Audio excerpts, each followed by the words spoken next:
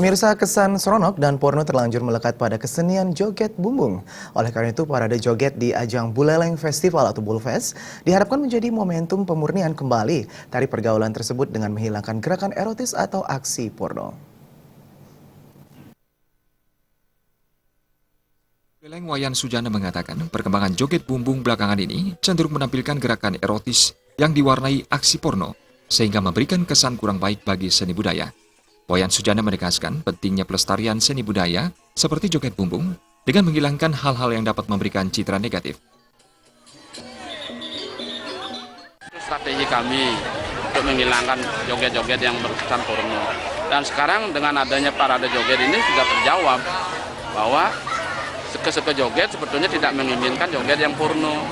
Karena mereka akan menjadi kesulitan untuk merekrut penari.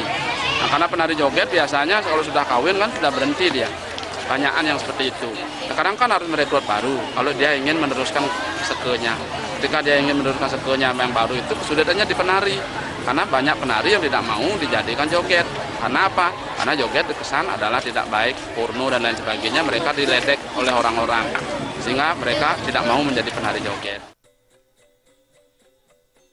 Parade joget di Buleleng Festival, Bulfest, diharapkan menjadi momentum pemurnian kembali tari pergaulan tersebut dengan menghilangkan unsur gerakan erotis atau aksi porno. Komang Yuda Bali.